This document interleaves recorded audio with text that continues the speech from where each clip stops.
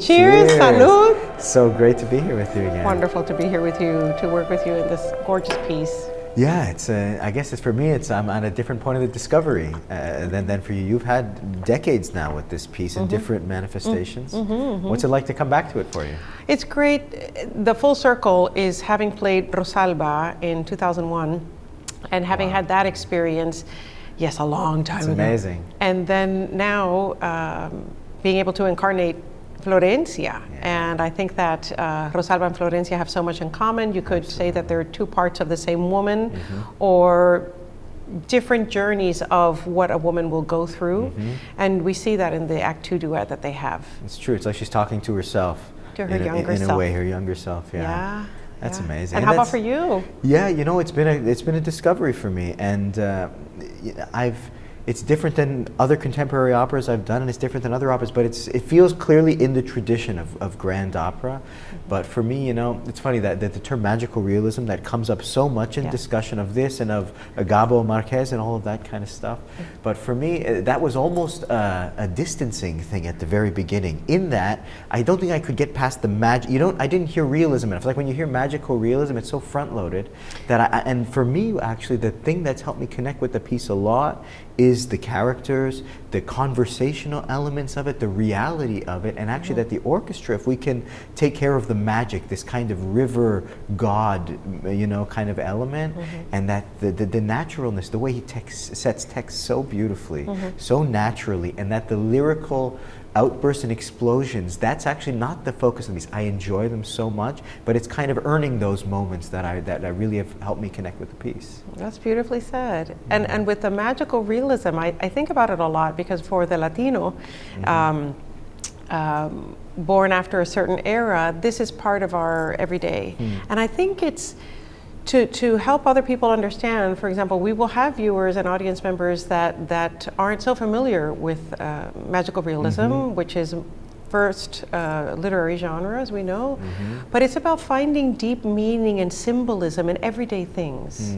I think that we can relate to. For example, if there's a synchronicity of having thought of somebody and then you see someone that looks just like them, you could say they're saying hi to you on some level. Things like that. It's finding that deeper meaning in everyday things. That's the best way I've heard it described, because you can connect with it in a real way, and that it's like the poetry of every day. More than it is that all of a sudden there's going to be some magical force coming in. It's actually not the anticipation of that makes the piece so powerful. Correct. It's that.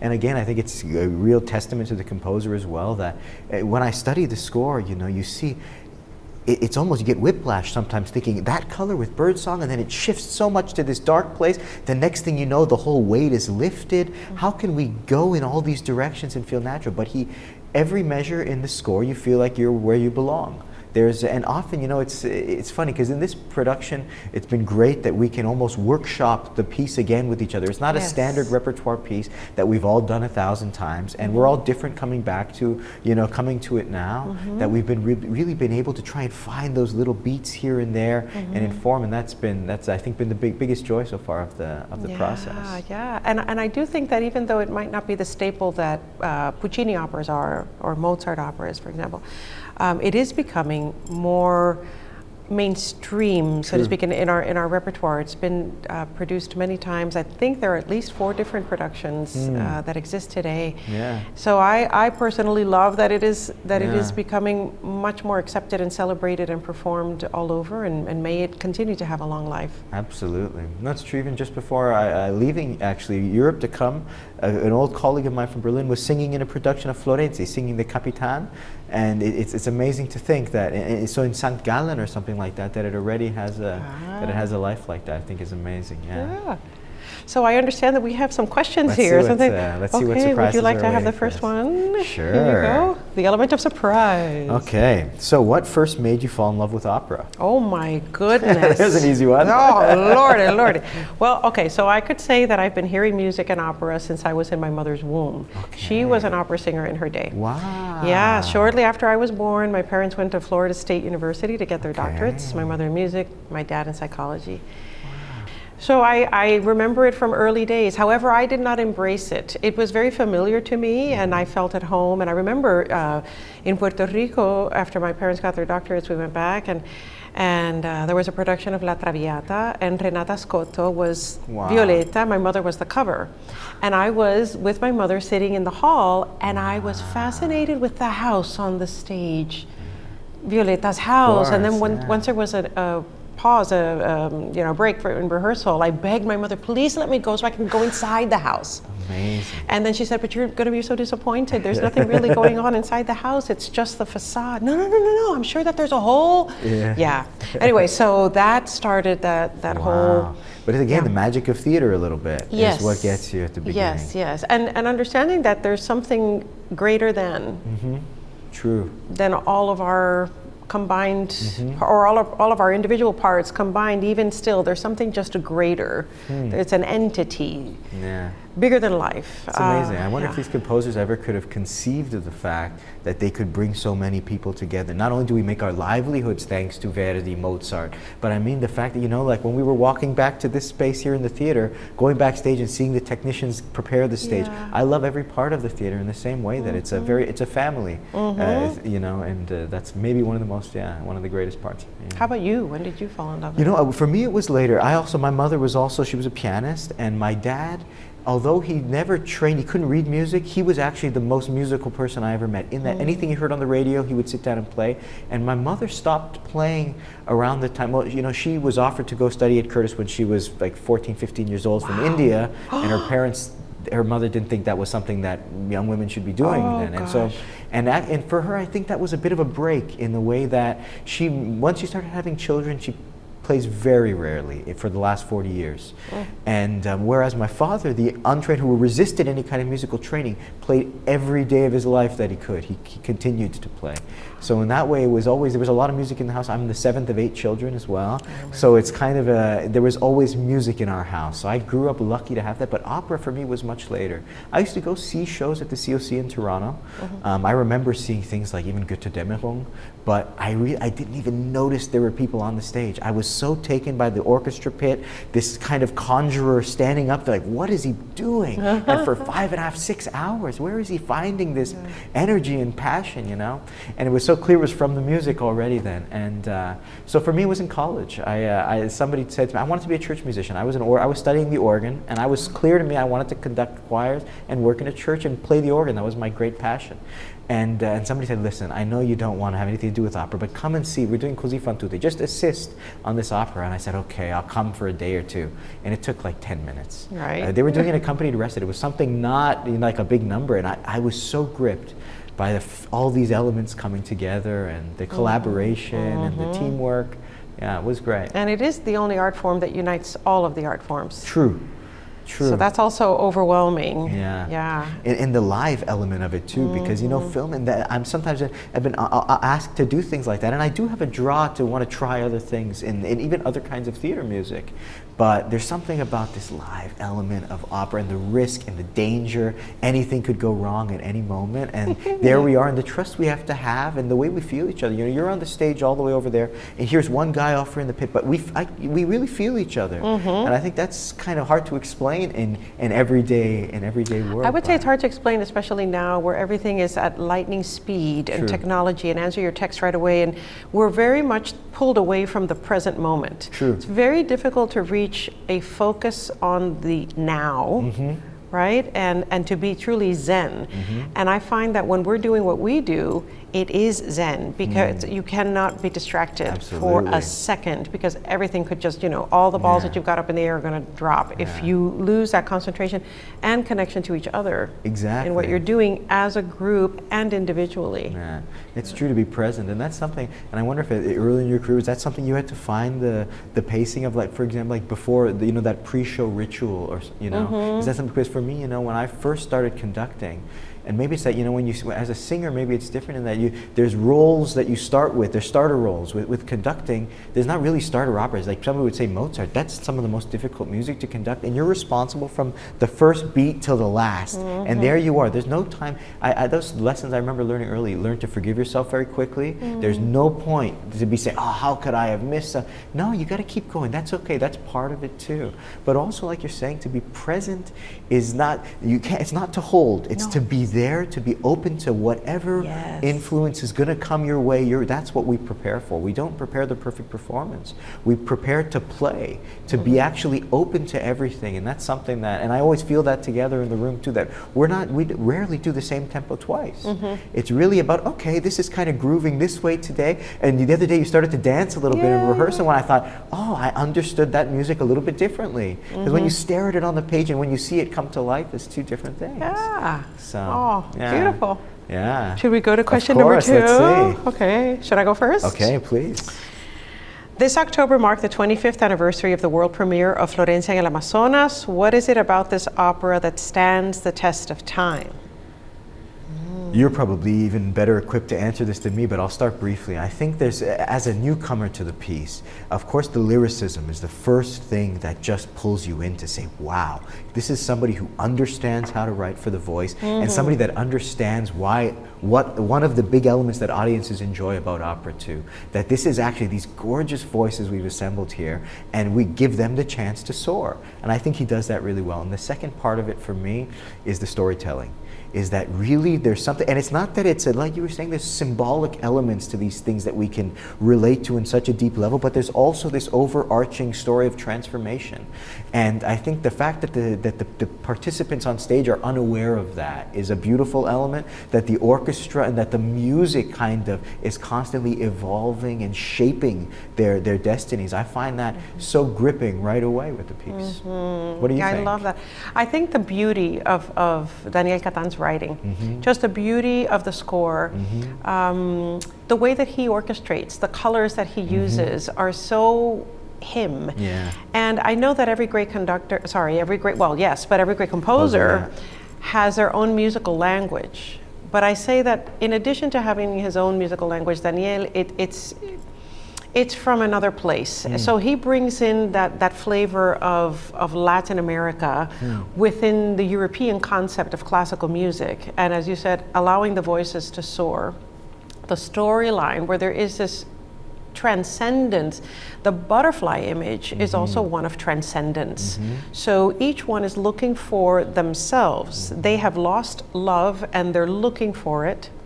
And they think that it's outside of them, but it's truly inside of them. And that is when they are free, finally. And I think it's a beautiful message for all of us to have. For example, you don't go someplace to find happiness or fulfillment, some geographical place. It's always, it has to start with you. And how do you feel complete? How do you find true love? Within yourself, in a very healthy way. Then you can give to others. Then you can reach your highest potential. And it might be devoting yourself to your craft, to your passion, always doing it through love. So it's finding that love that really is quite extraordinary for me in the piece. That's great. Yeah, you said your father was a psychologist, I can tell. Psychoanalyst. A psychologist psychoanalyst. first, and then psychoanalyst. And before that, electrical engineer, one of the original coders for IBM. Really? Wow. An underachiever. Wow, yeah, exactly. Jeez. And but I like the idea of following different callings too. Well, he was big on, and I like to say this, and especially for young audiences, we are all born and blessed with many gifts, and it is up to each one of us to identify the one gift through which we want to reach our highest potential. And then you devote yourself to that gift, and your life becomes otherworldly on many levels, and at least you will find fulfillment. And the other thing is, how do you define success? Exactly. I would say doing what you love. If you want to go a step further, putting food on the table and putting a roof over your head, doing what you love, that is bliss beyond compare. Anything above that is icing on the cake. Finding your own adventure, your custom-made, tailor-made adventure. And being nurtured in your environment. You know, you come clearly from a loving family, And I like to embrace that from myself as well.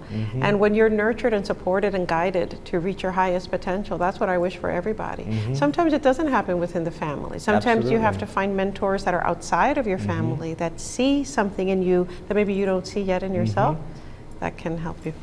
Good. Okay, let's see here. Oh, long one.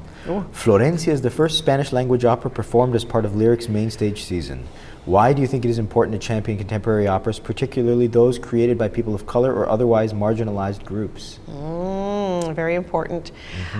We are, well, first of all, I think it's wonderful that Lyric puts Florencia, includes Florencia in their main stage, their full season. Not only to acknowledge the beauty, the masterpiece that it is, but also to salute the Spanish-speaking world, not just in our local communities in Chicago, but really worldwide. This is an international art form, and it's an international opera house, and therefore it should celebrate all of the cultures that are expressed through music by the creators, right? And I think that we're also we are in an era which is wonderful in many ways, specifically because of the inclusion, the diversity, the equity of the approach now, and it's time to include everyone, make room for everybody at the table. And because the world is feeling that and moving in that direction, it only makes sense that theaters, the creative arts, the creative minds are first and foremost doing that and promoting more of an inclusion and an international approach. And being Latina, I feel thrilled. As a child, other than zarzuela, seeing it in Puerto Rico, or I remember my mother performing zarzuela in some theaters in New Jersey, in Miami. These were people that were champions of promoting that art form, and they put it together however they could, and now it's being much more celebrated. Of course, zarzuela in Spain is greatly celebrated, and throughout parts of Latin America, but to see in mainly an English-speaking world, to see it promoted and with such love and support, it's great sign of the times. Yeah, and it must be one of the best ways to ensure its future too, and to inspire the younger generations, like you see. You know, that the young kids see that, and it's a normal part of the landscape. That's great. That's going to encourage them to want to continue to be a part of it. Yeah, I mean, they'll see people that look like them, right, that are on the stage and sound like them. You know, they might be great singers themselves, but also to hear their language. Yeah, and it's also and it's a beautiful language to sing. That's the other thing. It's not there's no obstacle there. It's a gorgeous, flowing language full of color and depth of meaning. So I think it's great. It's such a lyric language. So it belongs at the lyric here. Yeah, great. All right, should we? Oh yeah, is it who's? I think it's your I think turn, it's my it? turn. Yeah, Okay, thank I think you. that might be too. Gracias. Okay. What do you enjoy most about Daniel Catan's music? Well, Daniel was my friend. Okay, and so what I personally love most is that when I hear it, I feel his presence. So when I was first doing the role of Florencia in the last one, where she says, "Where are you, Cristobal? I've come so far to now lose you again." Trying to search for him in all sorts of meaningful, symbolic ways, and then finally she realizes she feels him everywhere. It doesn't matter if he's alive in earthly form or if he's part of another dimension. She feels him here, through her own voice.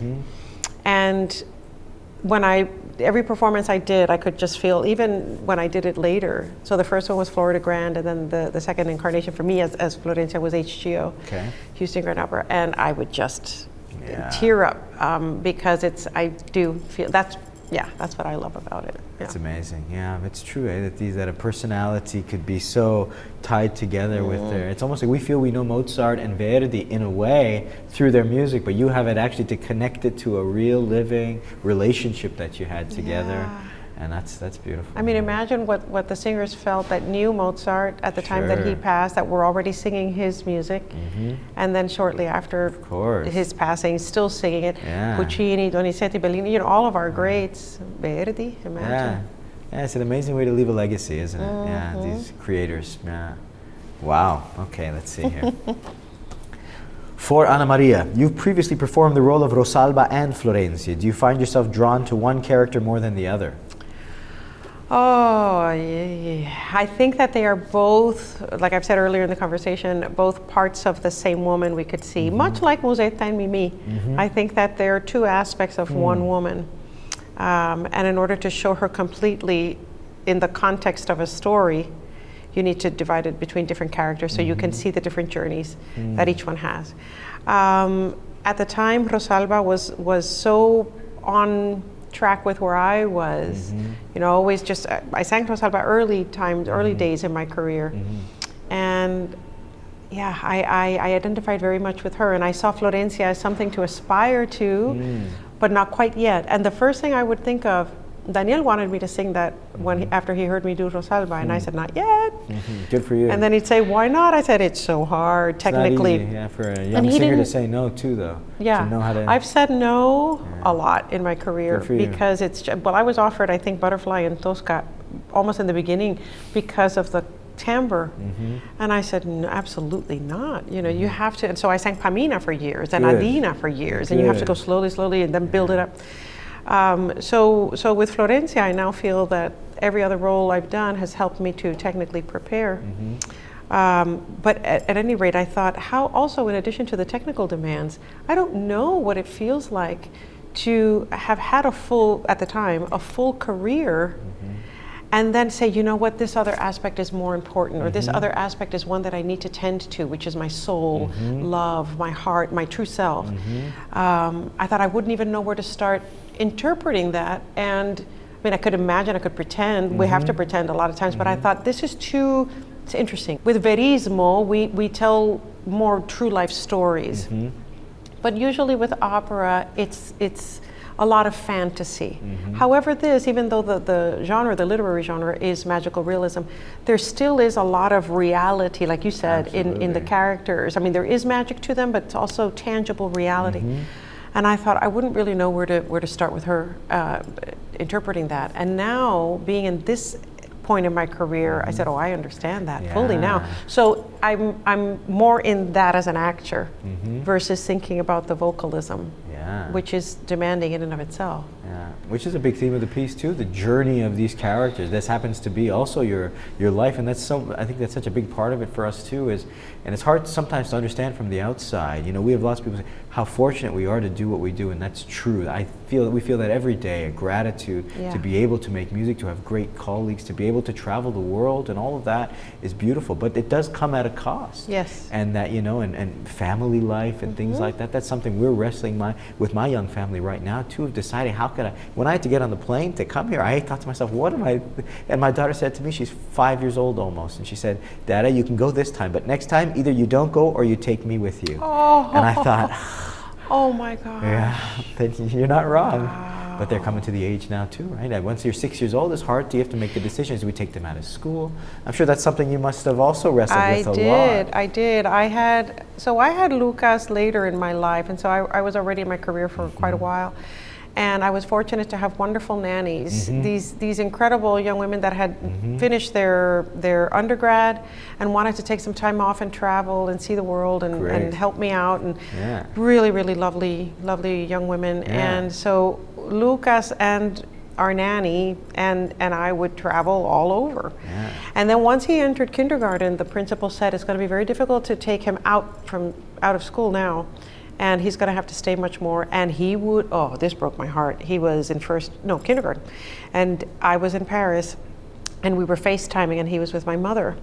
And he said, Mama, why aren't you here? Even though I had prepared him well in advance, talked it through, you know. Well, I'm working, I have to, well, why? And he couldn't understand. He said, well, why am I not with you? Well, I don't understand. I'm always, oh, that was hard. A mother relationship to the child too, that's such a very, very delicate intense thing. So within that, I just have to say that his father and my mother flew with Lucas to Paris for about a week, took him out of school, so that I could be with him. Good for you guys, the knowing that the call that has to be answered. Because sometimes with children too, I find my children very adaptable. Often it's harder for us, the parents, to separate. They kind of adjust to their new reality very well at a young age. But every now and again, there comes a call like that from somewhere deeper that you know needs to be answered. Wow. Yeah, we've worked it out. I mean, he's in high school now, and he still talks to me, so I guess it's kind of going okay, I hope. And it's not to say that there aren't advantages as well, you know. That, no, I mean, they see the world, and they also see us doing what we love to do. And that's very important, because that also sets an example. It sets an example of dedication and discipline and strength, resilience, because it's a very difficult, specialized field. Absolutely. But I also say to young artists now, I say, this is competitive and it is difficult, but so is any other competitive profession. You would still have to sacrifice so much. Exactly. So. At least what charges our batteries is the thing we get to do, so that helps a lot too. Wow, wow. All right. For you, for Maestro de Souza, musically, what would you say is your favorite moment in Florencia en el Amazonas? You know, it's funny. I get asked this question often when conducting a piece, and I find it, I can almost never choose a moment. Even of the operas I think of, even if I think of Don Giovanni, I try to say, what's my favorite moment of Don Giovanni? If I had to choose, I'd probably choose like a recitative. The recitative before La ci darem la mano. Something like that, because of the wit. And in Florencia, it's similar, you know. Maybe it comes back to that idea you were saying before of presence, but often it's the moment in which you're in that you can always find, because sometimes there's moments, I learned that early on, that there was moments I thought, or a whole number, I would think, oh, what's this thing? And I'd almost dread, and it'd come, and then all of a sudden, if you just flip your perspective a little bit, that you're open to things, and you find something in that really starts to get you going, and you think, oh, really, the way that's put together, you want to bring this out, you want to bring that out. But the score in general is a joy for a conductor, because it's almost like you have a magic wand in your hand. The way he's written this music is flexible, can be shaped in so many different ways spontaneously, and the way the climaxes come, you can build it up a little bit longer before the big explosion, and those types of moments are always a joy for us, because there's certain other ones that are very technical that we have to be on, you know, kind of traffic cop duty to keep everything together, but it's hard to choose one because there's a lot of them. There's several moments, not that there's a lot of climaxes, but we have to pace our way through these kinds of hills and valleys, so I'd find it hard to choose. I don't know, do you have a favorite moment of Florencia? Like you, I know what you mean. There's so many beautiful moments. There's a duet with Rosalba and Arcadio, and just the first act one or the second act one? The second act one. Okay, I love the first act one. The first act one is the beautiful. I love the innocence, the split, neither of them know which way to go. I like those dramatic things. Like even in, you know, Rosenkavalier as an example. Everybody loves the final trio. I love it too, and it's a great duet. But to me, the last duet actually, because he finds this intimacy, this kind of other way. It's so simple. The other one, of course, is much more luxurious, but I find myself drawn to the kind of intimate moment after. That's a special little dramatic cherry on the top, so I don't know. With Florencia, there are other two moments I love. I love storms. I love weather, and I love storms in operas. And I love how this one starts. Kind of threatening. And then when Rio Lobo, for those in our audience who haven't seen it yet, he's such a magical creature himself. He's got that towards the end, at the end of Act One. It's just incredible. So the storm, even though it's, and that ensemble piece, it's technically very demanding, but it is just stunning. And it's a stop, it's a pause where everybody's expressing their angst or what they're longing for, because they don't know if they're going to survive the storm. So that urgency. There's so many moments in the score. It's hard to pick one. But you described that moment so perfectly. At the end of Act One, in this storm, and all of a sudden the drama has been going, and then all of a sudden bursts out this lyricism. And you're right, to keep an urgency. And I think that's often the work that I need to keep my kind of mind on. Because in those moments, it's so easy to just sink into this beautiful, full-blown lyricism. We've had all the tension, and now it feels like it needs to reach. But actually, it's a heightening of tension through lyricism. That we have to find a way that these guys, it's a life or death situation. It is. It's not a moment that we all kind of take out to, you know, it's not that kind of a thing. Because he does that very well. Right. If we were to be, hopefully not, in a life and death situation, you are more present there than any other time. True. And it does feel like time stands still, but there is that urgency still, as you so well said. Okay, let's see here. What is the best advice you've ever received? To only give my opinion when asked, and even when asked, do so very carefully. And I sometimes see situations that need some help and care and attention, and I try to assess if the key people in the room, that's a symbolic thing, right, are catching it and what they need to do, and if not, and if I'm part of that room, I will gently come forward. And I think that that original advice that I heard when I was 21 from a teacher to a group of us, I think, that's pretty good. And what I like about that is that the older I get, sometimes the stress can mount when you think of everything that you've got on your shoulders, a sense of responsibility, not just with your own life, but with the world. And then you have to see, how far can I go? How much can I give before I start giving from my capital, so to speak, and then just I can't anymore. So definitely keep that antenna up to see what needs to be done, address it. But if it's not welcomed, respect that. Respect it. So that's a great piece of advice. That's a great piece.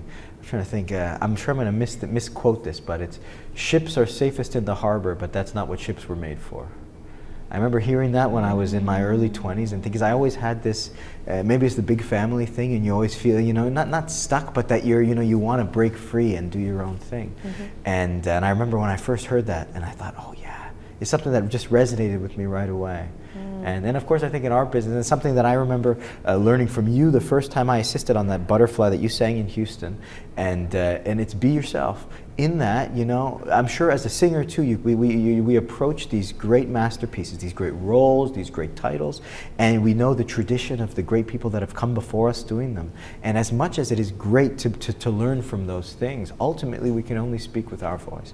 And we have to find that we have something to say, and that takes a while to figure out how to say it, to figure, maybe that's not as important as I thought it was, and that, and also that the kind of opposite of everything we believe in is true too. That's another thing I realized so much, and maybe that's the advantage now that we get to do more performances as you get further on in the early stages of your career. When you have 20 performances a year, it starts to be every one is really life or death, and it'll follow you around for 5 days, something that went wrong. But when it's a part of your every week, and you have to do 3, 4, sometimes nights a week of different titles, and you realize, okay, that didn't go exactly the way I planned it, but maybe I should have less plans and train myself to be more ready for the moment. And that's actually something that is a kind of growth model over just trying to assemble things, that you kind of in the long term find your place. And that's, I think, the best thing we can all do for each other too.